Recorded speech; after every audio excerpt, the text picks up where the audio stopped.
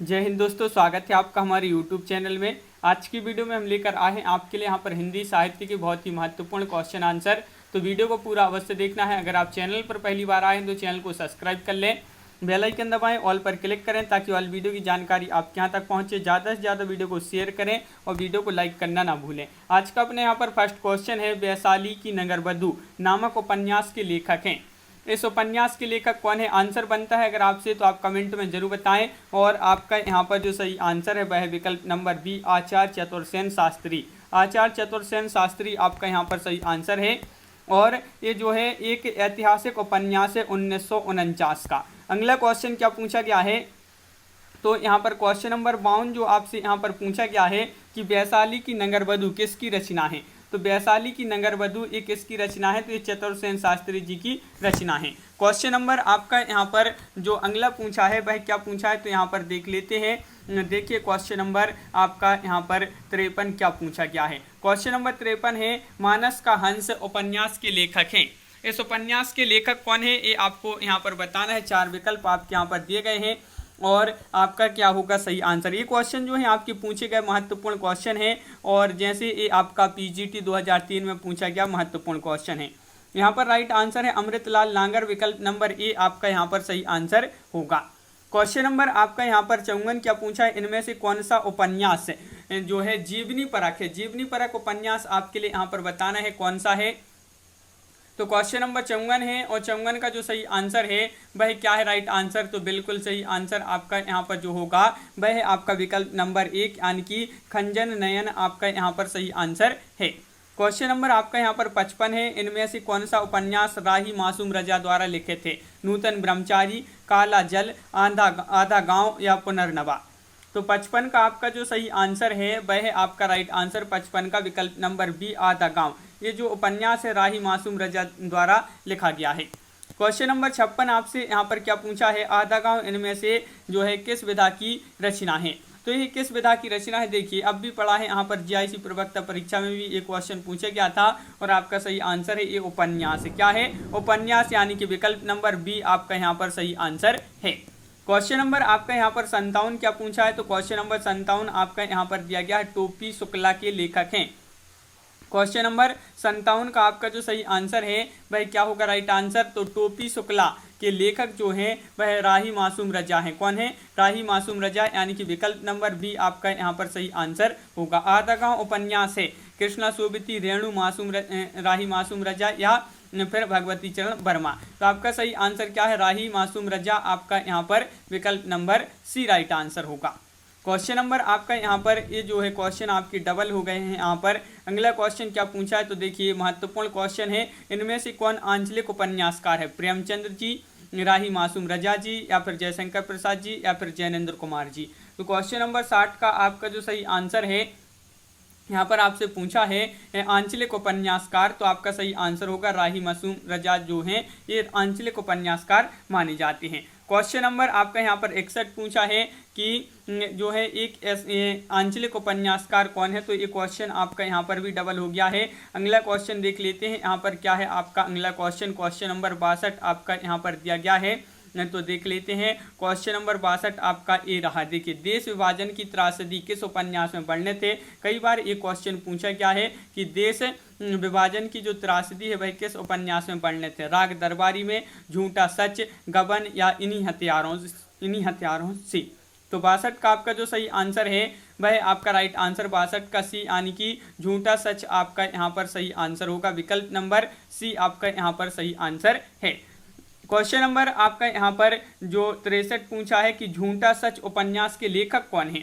अज्ञेय हैं, यशपाल हैं, मुक्तिबोध या हजारी प्रसाद द्विवेदी। तो 63 का आपका जो सही आंसर है 63 का वह है आपका यहाँ पर विकल्प नंबर क्या होगा राइट आंसर? यशपाल, यानी कि विकल्प नंबर सी राइट आंसर आपका यहाँ पर है। झूठा सच उपन्यास के लेखक कौन है? यशपाल हैं, तो विकल्प नंबर सी आपका सही आंसर है।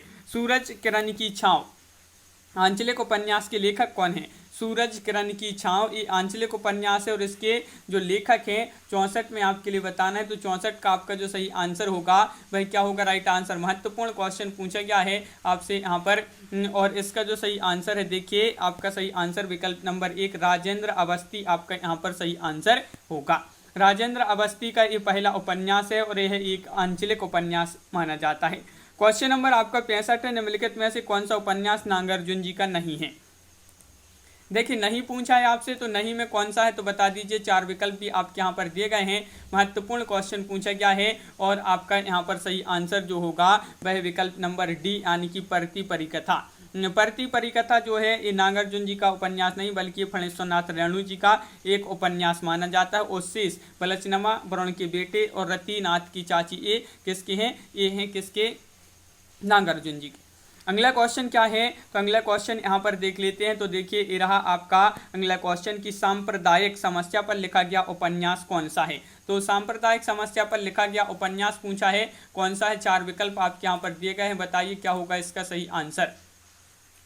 तो सांप्रदायिक समस्या पर लिखा गया जो उपन्यास है वह कौन सा है तो आपका यहाँ पर सही आंसर जो है बिल्कुल सही राइट आंसर बताया आप लोगों ने कि विकल्प नंबर ए राइट आंसर है तमस। तमस जो है भीष्म साहिनी का सांप्रदायिक समस्या पर लिखा गया एक उपन्यास है। किसका है तमस उपन्यास? भीष्म साहिनी जी का।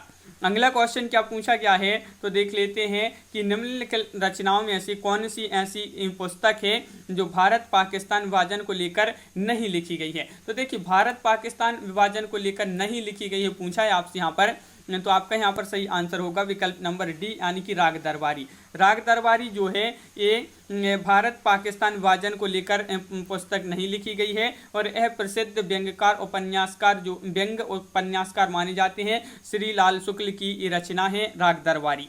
क्वेश्चन नंबर आपका यहाँ पर अगला क्या पूछा है 68वां क्वेश्चन। तो देखिए टीजीटी में 2005 में पूछा गया है निम्नलिखित में से किस उपन्यास का कथानक भारत पाकिस्तान विभाजन पर आधारित नहीं है।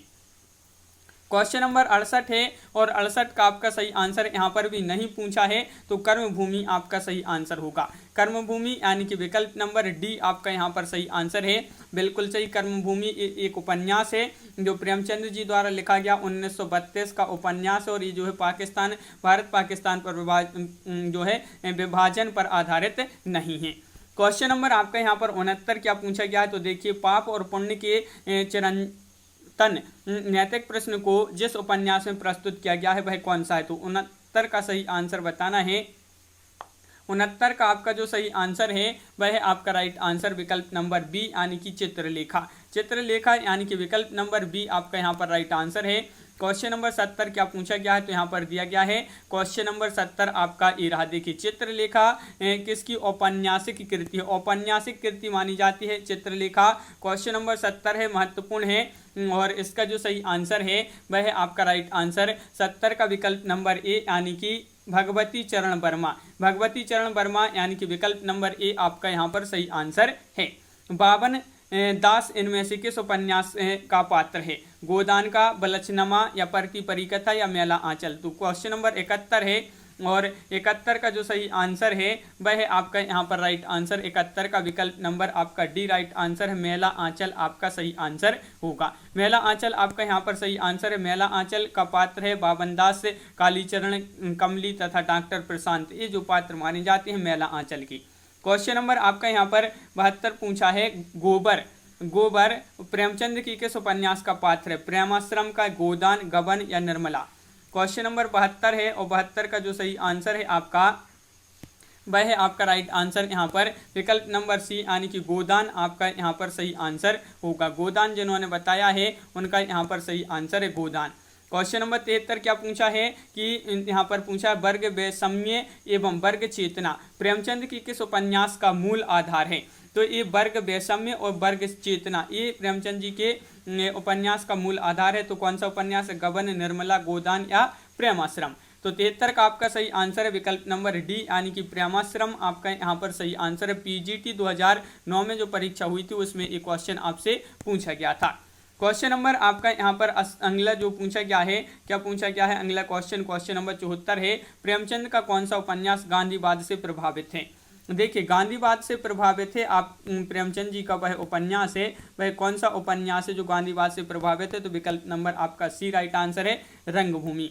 रंगभूमि जो है एक उपन्यास है, किसका उपन्यास है, प्रेमचंद जी का उपन्यास है। गांधीवादी नामक सूरदास का व्यक्तित्व अनेक दृष्टियों से इसमें जो है महत्वपूर्ण है।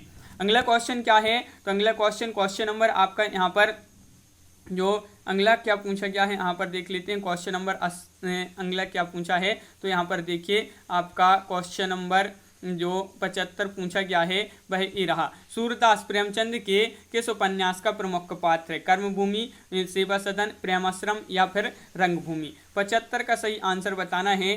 तो 75 का राइट आंसर आपका यहाँ पर होगा विकल्प नंबर डी, यानी कि आपका सही आंसर होगा रंगभूमि। ये आपका प्रवक्ता परीक्षा में पूछा गया 2017 में महत्वपूर्ण क्वेश्चन।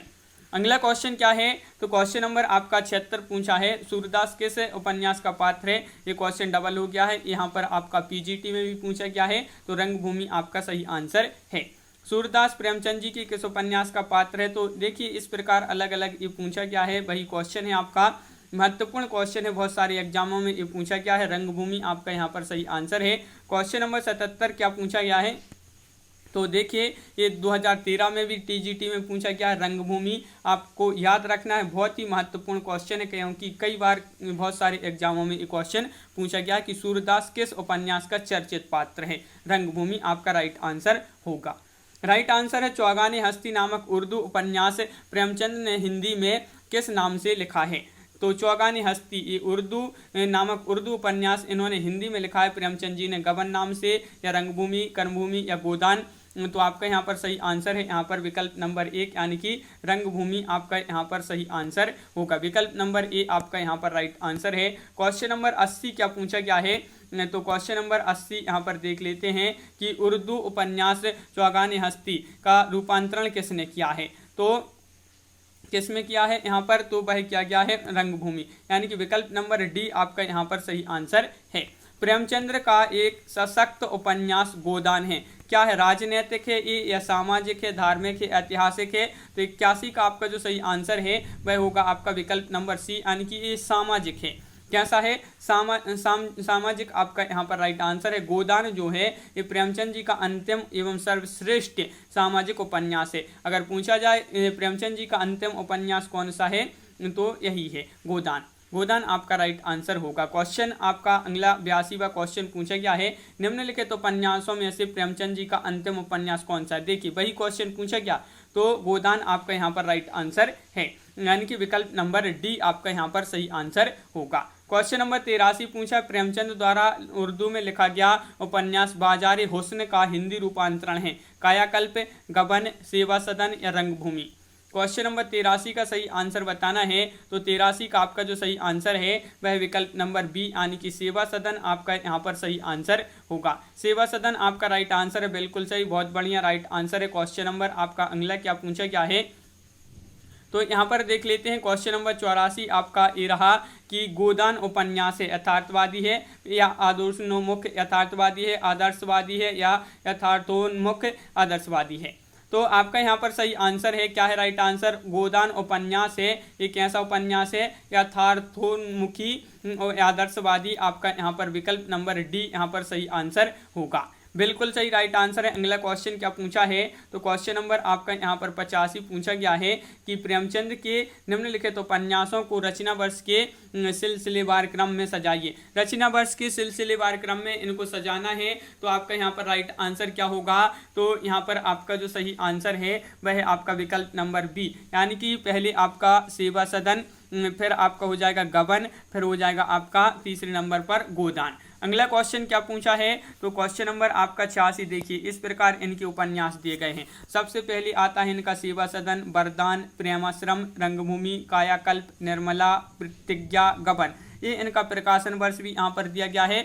और भी इनके उपन्यास हैं कर्मभूमि, गोदान, मंगलसूत्र। ये जो मंगलसूत्र उपन्यास ये पूछा जाता है, ये कैसा है? अपूर्ण उपन्यास माना जाता है। कि पूछा जाता है कि प्रेमचंद जी का जो है अपूर्ण उपन्यास कौन सा है, तो वह मंगलसूत्र ही है। तो विकल्प नंबर आपको जो है मंगलसूत्र में राइट आंसर आपका यहाँ पर होगा। अगला क्वेश्चन क्या पूछा है, क्वेश्चन नंबर 86 यहाँ पर पूछा गया है, निम्नांकित उपन्यासों का काल क्रमानुसार सही विकल्प चिन्हित कीजिए। तो सही विकल्प यहाँ पर चिन्हित करना है क्वेश्चन नंबर 86 में। तो यहाँ पर आपका राइट आंसर है क्रमानुसार पूछा है तो सबसे पहले आपका यहाँ पर क्रम में आएगा प्रेमाश्रम, फिर गबन, फिर कर्मभूमि, फिर गोदान। तो ये आपको याद रखना है। विकल्प नंबर आपका यहाँ पर सी राइट आंसर है। तो इस प्रकार अपने यहाँ पर बहुत ही महत्वपूर्ण क्वेश्चन कंप्लीट हुए। कैसा लगा ये वीडियो आप कमेंट में जरूर बताएं। अगर आप चैनल पर पहली बार आए हैं तो चैनल को सब्सक्राइब कर लें, बेल आइकन दबाएं, ऑल पर क्लिक करें ताकि ऑल वीडियो की जानकारी आपके यहाँ तक पहुँचे। ज़्यादा से ज़्यादा वीडियो को शेयर करें और वीडियो को लाइक करना ना भूलें। तो आज की वीडियो में बस इतना ही। सभी के लिए बहुत बहुत धन्यवाद। सभी के लिए जय हिंद।